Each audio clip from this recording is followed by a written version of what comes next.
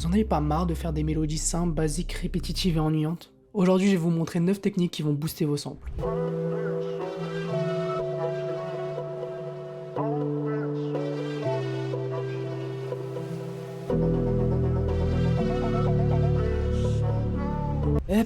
Reste là, bouge pas, t'es débutant, amateur, tu sais pas vraiment comment faire tes premières mélodies, comment faire taper tes drums, ou juste tu comprends rien à ce cockpit qu'est FL Studio. Ça tombe bien parce qu'Atlas Music m'accompagne pour cette vidéo. Atlas Music vous propose un accompagnement détaillé et très bien structuré pour progresser rapidement grâce à des pros comme Chaz ou Heavy Beats. Si vous ne les connaissez pas, ça je dirais de se mettre un petit peu à jour, rien que pour votre culture. En plus de ça, Atlas Music vous offre, j'ai bien dit offre, parce que c'est gratuit, votre première leçon cadrée par Hakim Beat, qui a pu bosser avec des Lafay, Kobalade. Encore une fois, mettez-vous à jour si vous suivez pas. Les gars, vous pouvez pas savoir comment j'aurais kiffé avoir ce genre de proposition plus tôt. Que moi, je me suis tapé des formations de Alex de BeatGenius. Désolé pour la balle perdue, vous n'avez rien à perdre à essayer, c'est gratuit. Si jamais ça vous branche, il y a un lien dans la description. Sur ce, passons à la vidéo. Je vais mettre le casque parce que c'est plus pratique pour entendre et j'ai pas envie d'avoir de repisse dans le micro. On va commencer par le premier point qui sont les one-shots. Alors pourquoi je vous recommande d'utiliser des one-shots? Tout simplement parce que c'est des fichiers .wave et qui vont être facilement dégradables du fait qu'ils soient accordés seulement sur une note. On va montrer un petit exemple. Je vais prendre ce one shot là. Alors pour les one shots c'est très facile, soit vous les créez par vous-même en les exportant machin, soit vous utilisez des packs tout faits. Par exemple il y a pas mal de one shots dans le Onryo. Ce que vous allez tout de suite faire c'est vous mettre en stretch par ici, aller dans l'enveloppe, baisser l'attaque, monter le hold à fond, baisser le decay et baisser le sustain et le release comme ceci. Et je vous propose qu'on passe tout de suite à essayer de créer une petite mélo.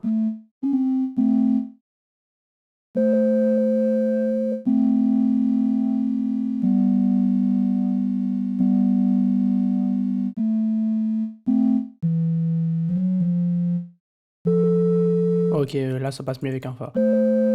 Vous entendez ce grain? Je trouve ça vraiment trop stylé. Je sais pas, c'est cracra et j'ai mis aucun effet dessus.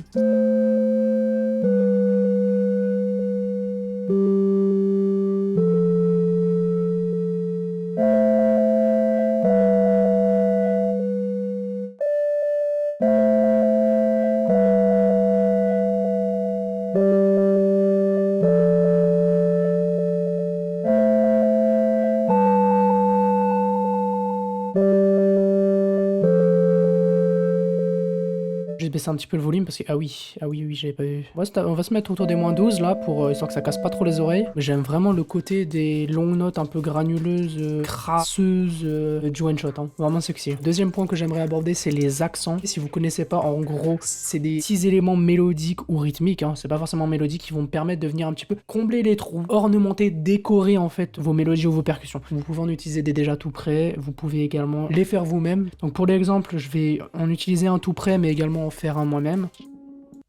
Ok, et là, très important, essayez de les accorder. Ok, donc on va mettre ça dans le mixeur tout de suite. On va en utiliser un autre.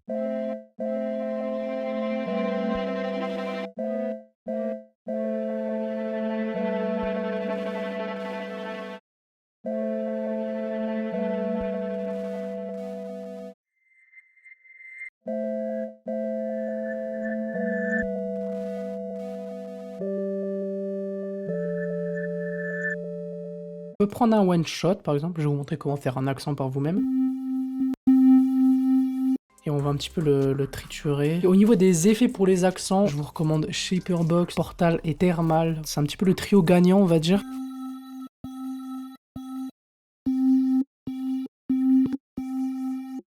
Un petit phaser, on va lui mettre un petit peu de noise également.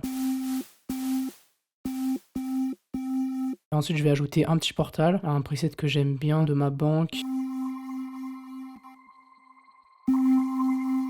Ok, c'est sexy. Après le Shaperbox, et là par exemple du coup avec un thermal.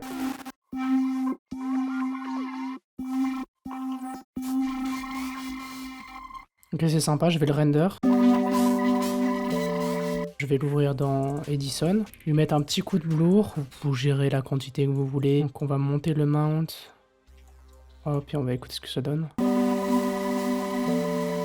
Et on reverse.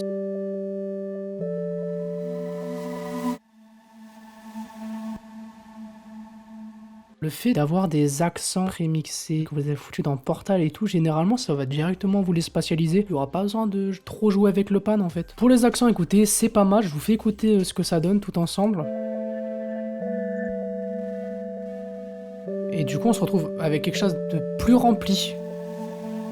Alors qu'en soi, j'ai juste une progression à la base.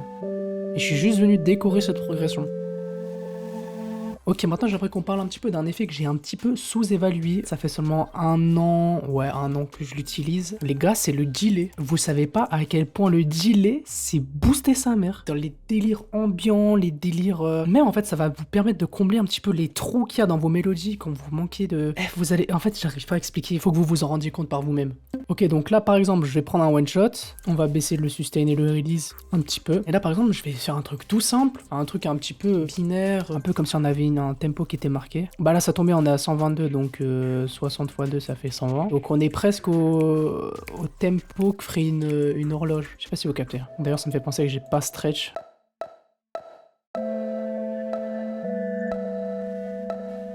Je vais lui mettre une petite reverb. Les gars, utilisez la shimmer, elle est vraiment trop bien. On mettra un petit delay que je vais mettre en ping-pong. Je vais abuser du pan.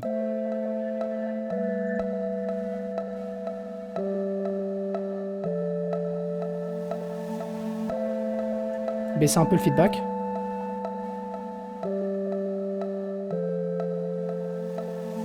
Je pourrais même le mettre en plus rapide.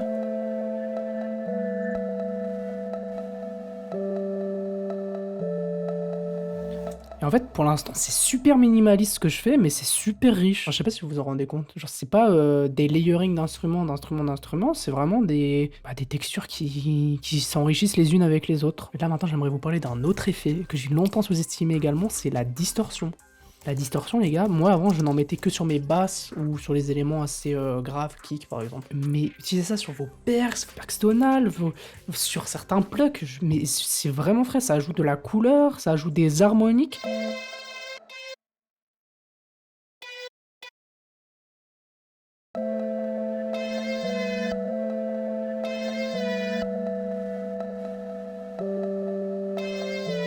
Ok, pareil, encore une fois, très simple. Juste le fait de lui ajouter de la distorsion. Bon, je vais utiliser Shaperbox parce que j'ai Shaperbox, mais vous pouvez faire ça avec n'importe quel plugin de distorsion. Je lui ajoute un petit peu de drive. Ça va tout de suite le rendre plus criard, ok. Je vais le baisser un petit peu. Et là, autre élément qui accompagne la distorsion, c'est le beat crush. Vous n'êtes pas obligé de mettre du beat crush seulement si vous mettez de la distorsion, hein. Vous pouvez utiliser ces effets de manière individuelle. Mais pareil, le beat crush, les gars, écoutez-moi ça. Ça vient complètement déglinguer le signal audio et c'est juste parfait pour les prods digitales. Là, on va par exemple mettre un petit filtre parce que c'est vrai que du coup, comme c'est criard, on va lui atténuer quelques aigus. Et on va lui mettre de la reverb pour que ça s'incorpore un petit peu avec le reste, puisqu'il y a de la reverb partout. Là, si je remets un delay, par exemple, je pense que ça pourrait tout aussi bien passer.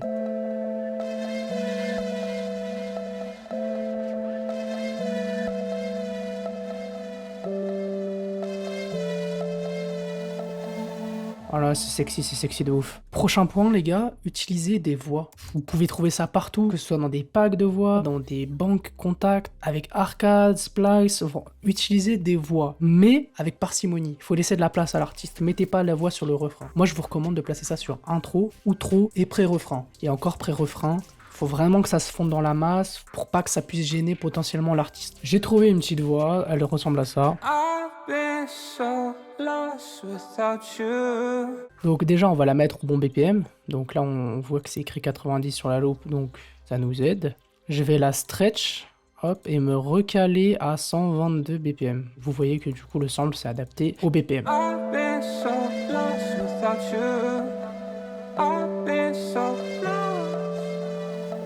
Hop, j'ai juste la forme parce que c'est vrai qu'il communique beaucoup le frérot. Autre point, ça va être de venir changer la tonalité de vos mélos. Gardez pas la même tonalité du début à la fin. N'hésitez surtout pas à essayer de venir explorer un petit peu comment ça sonnerait dans une autre gamme. Donc là par exemple si je baisse de, je sais pas moi, de 5 demi-tons, ça va donner une toute autre dimension.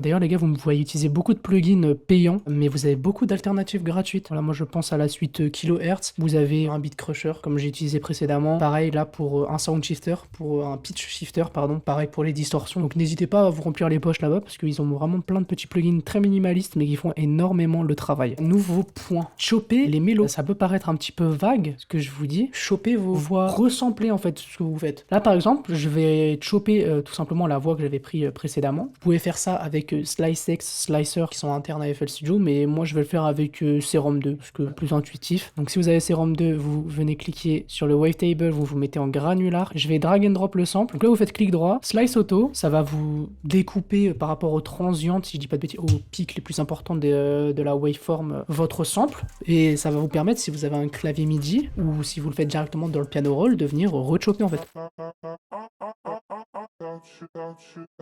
Je pense que vous avez capté. Si vous venez bouger cette ligne, vous pouvez régler l'intensité de la découpe. Ok, là par exemple, j'ai trouvé un petit pattern qui me convenait. Je vais vous faire écouter ça.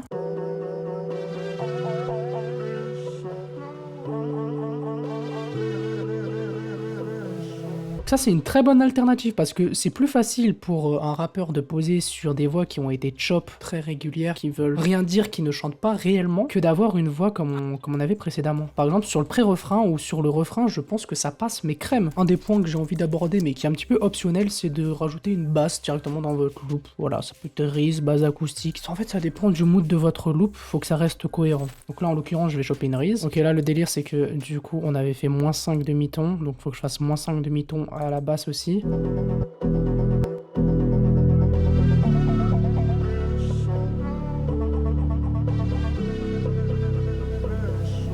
Voilà les gars, on arrive au dernier conseil, qui est un conseil un petit peu plus personnel. Soyez créatifs, essayez des choses. Si c'est nul, c'est pas grave, CTRL-Z ça existe. La touche delete de votre clavier existe aussi. Réessayez, vous serez surpris de voir qu'en expérimentant ou qu'en faisant des erreurs, vous allez obtenir des choses très stylées. Le nombre de fois où j'ai misclick, me suis trompé de VST, trompé d'effet, et que ça m'a quand même donné quelque chose de différent, mais de quand même très stylé, franchement je les compte même plus. L'important c'est d'apporter votre petite touche personnelle, votre petite patte artistique que vous vous êtes forgé, ou vous êtes actuellement en train de vous forger. Sur ce, j'espère que ce contenu vous aura plu. Un grand merci à Atlas Music qui m'ont accompagné pour cette vidéo. Lien dans la description. N'hésitez pas à vous abonner, liker, partager. Lien du Unreal et du serveur Discord dans la description. C'était Eusop, à la prochaine.